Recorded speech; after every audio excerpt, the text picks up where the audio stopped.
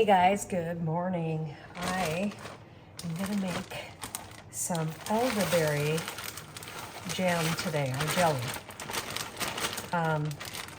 I love jam, and I prefer jam, but with this recipe, because of the stones that are in elderberry, I'm just gonna go ahead and do a jelly.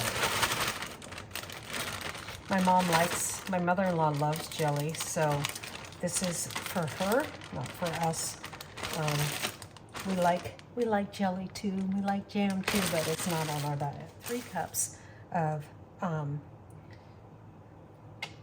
cups of juice from all of those berries. So I have them in a Dutch oven. I have my heat on medium, and I'm just going to keep on pressing those down, and then I'm going to run them through some kind of a cloth or a sieve, something like this, just to keep the stones out. I leave these little stems in there. I don't bother with those. When I'm making a juice, who cares? So it doesn't matter that you guys get them all off those little things like that, because they're just a pain in your patootie. So let's get on this. And we're just trying to make straight juice, so I'm going to get a potato squisher so I can squish this stuff down. Maybe I'll just use this thing here. And I'm just gonna, they were frozen, so I'm just gonna keep on mushing it down until we have a good liquid base in there. Just squish, squish, squish. We only need 3 cups for one recipe, so I'd like to do 2 if I can get it done. I have more berries if I need them. Last night, or yesterday, I actually made syrup out of this. And so I make an elderberry syrup that is really good for taking for an everyday cold kind of thing. And that's made with honey and ginger. And so you can put cinnamon and stuff in there for taste. And you can also make elderberry gummies. Who does that? I've seen a couple homesteads do it. Stone and Sage has done that, and also, but I think she actually got the recipe from Homestead Family, is where she got the recipe. And I love Homestead Family. We get a lot of good recipes from them. This recipe is from our ball book. I'll show you. And so we're just going to follow the ball book exactly. 3 cups of elderberry juice. So after we get these juiced, now if I don't have enough here, I'll go get some more berries and put them in. I think I should at least get 3 cups of berries out of this. Bubby, you need to move, honey. My dog likes to lay at my feet. And he's a sweetie patootie. He's a sweet guy, but it can make it dangerous when you're dealing with hot liquids. You know? It's like that kid that just always wants to be at your feet. That is my Bubba. So I'll see you guys back when we get this to the draining stage. All I'm going to do is just continue to move this around and really watch it, make sure that it doesn't burn. Okay guys, what I'm doing is I'm scooping up the berries now out of here, putting them in a strainer like this, which is plenty good. You don't have to use cheesecloth and all that stuff. And then I'm using a slotted spoon for that. I still have lots of juice in there, and then I'm just pushing it down. And that's it for this part. And we already have a 1.5 cups of juice, and there's gonna be plenty, but I did add that extra bag as well. So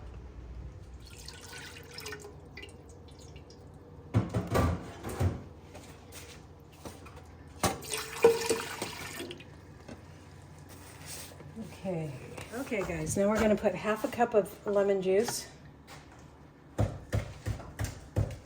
7 cups of sugar, which my sugar's in clumps, so we're just gonna... Definitely more than a cup, you know. Yeah. I don't know what happened. It's probably good. We have our Sure Gel. This going in calls there. for 2.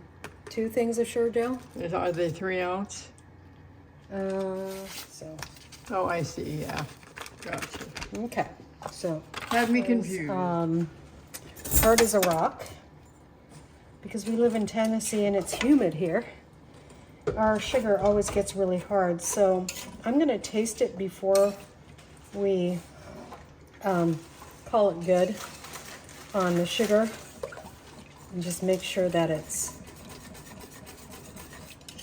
So we're going to just stir this, bring it to a boil. But before I bring it to a boil, I'm just going to kind of mix the sugar in there.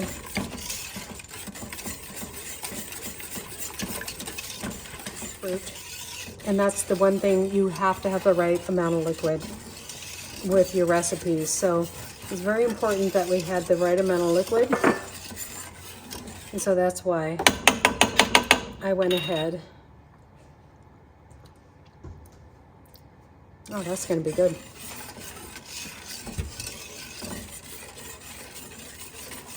Okay. So we're going to bring this to a boil and let it boil for a minute. And then after that, we're going to start jarring it up. And I have my jars in here and they're staying nice and hot. They boiled for a little bit, so they're sterilized and ready to go. So I'm just going to kind of keep on stirring it so it doesn't get too hot. I have my stove on medium. This is a nice 3-layer pot, so it's less likely to burn in this. So guys, I'm going to put a little pat of butter in there because I heard that keeps the foam down. So I'm just going to try that.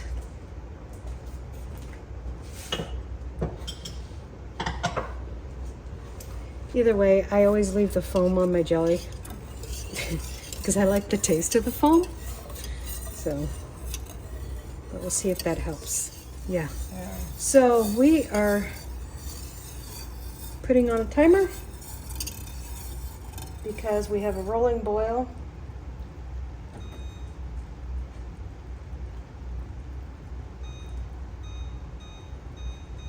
One minute. And you got to keep on stirring it while it's on a rolling boil. I'm going to turn it down just a tad. Don't let it roll and boil your fingers. Yep. This is the part that everybody complains about.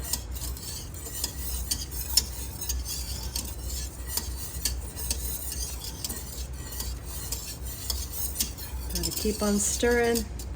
You can see, even though I'm stirring, it's still boiling. So that's what a rolling boil is, guys. That's why it's so important to keep on stirring. Oh.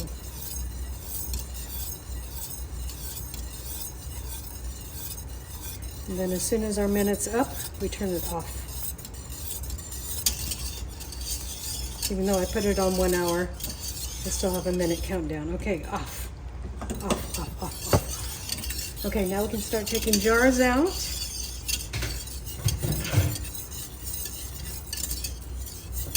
And so we're taking jars out of the canner.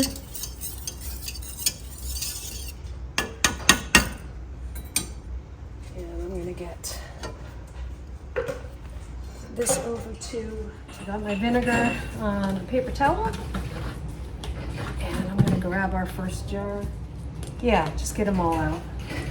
And my vinegar water is for wiping off the rim. We're gonna start filling up our jars, and we want 1/4 cup or 1/4 of a headspace. So pretty high towards the top. And we're gonna try a little experiment. My mother-in-law used to can jam a certain way. And she's like, "You've never done that." I'm like, "No." So we're going to show you guys how to do it without a canner. How they used to do it back in the old days. Okay, so I'm just going to put just a little bit more on there. And I want 1/4 of an inch of headspace. And I'm going to wipe this off with my vinegar water around the edge. This has a lot of sugar in it, so you do want to get that off of there. One of the things that makes most canning default is not wiping off the lid, especially when it's oily or greasy or sugary. So we're just going to put this lid on, finger tight, and then we're going to get it back. Okay, so we're going to put this in our canner, like so, and we have plenty of water over top. Should I drop the other one down in there? Okay, so I'm just going to go ahead and can the rest of these up. And are you done? Okay. So Maybe make this little one the one that we do upside down. okay, sounds good. They're so cute, those little jars. Mm-hmm.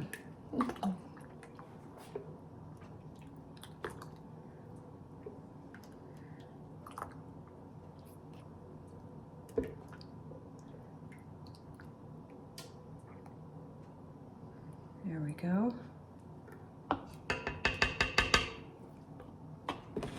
Hate having that mess there, but okay, wipe off the top. And then finger tight. And then let's get it back in. Our canner. So the jars are hot, the liquid is hot, Yeah, and they all are of that hot. stuff. So we're gonna do this small one, and we're gonna do an old-fashioned trick and see if it works with modern products. But Well, if you're lazy like me, it's an easy one. my mother-in-law used to do this, so, and her mother did it, so, right? So, okay.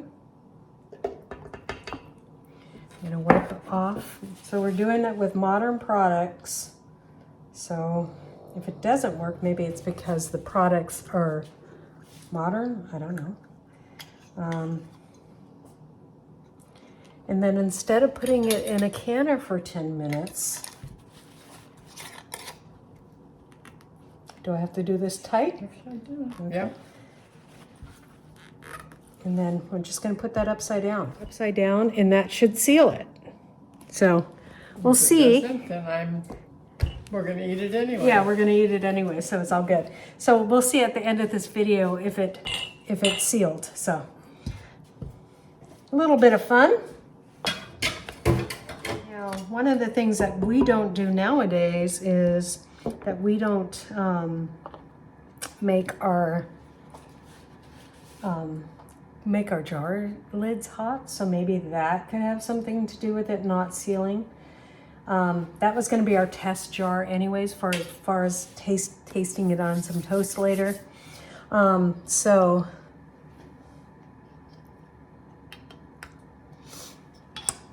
and another ring. I haven't seen that seal yet. We're going to put this on can, and as soon as it gets at a rolling boil, we're going to put a timer on for 10 minutes, and then it should be done. Like it's sealed, and maybe it's just because of the new jars, because we didn't do the lids in hot water like they used to. That's what I'm thinking. So I'm going to go ahead and put it in our canner, since we have. Just use that. Yeah. 10 minutes and counting. 30 seconds until done. So as soon as that goes off, I'm gonna turn off my canner, and then we'll put on our timer for 5 minutes and let them just sit in there, and then we'll take them out. It's just safer that way, because then you don't have all this steam coming up and you don't burn yourself.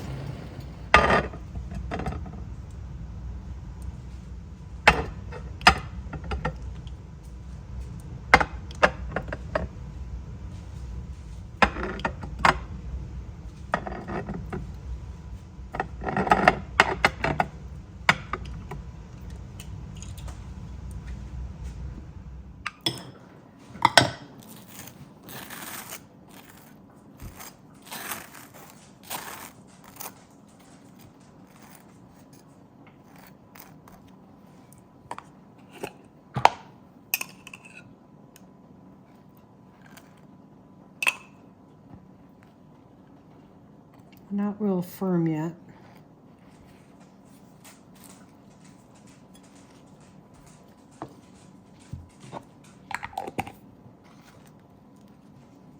Let's give it a taste.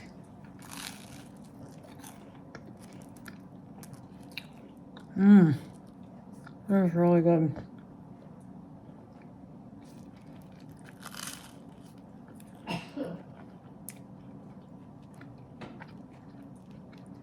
Two thumbs up from me. God bless you guys. We'll see you next time here on Hedgehog's Homestead. Bye.